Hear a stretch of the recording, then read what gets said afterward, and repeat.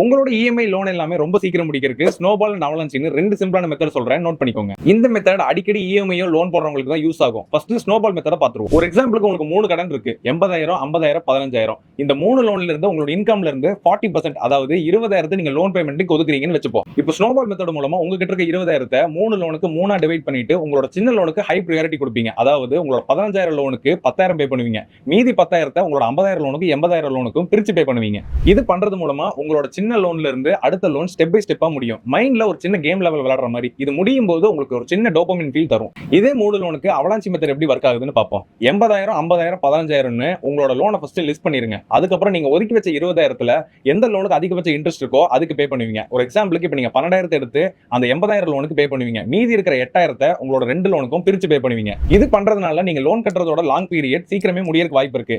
அதனால உங்களுக்கு savings கிடைக்கிறதுக்கும் chance இருக்கு. எந்த மெத்தடா இருந்தாலும் ஃபர்ஸ்ட் உங்க லோனை லிஸ்ட் பண்றது ரொம்ப முக்கியம். அது பண்ணதுக்கு அப்புறம் எந்த மெத்தட் உங்களுக்கு சூட் ஆகுதோ அதை எடுத்துக்கிட்டு உங்க லோனை முதல்ல முடிக்கிற வழியை பாருங்க.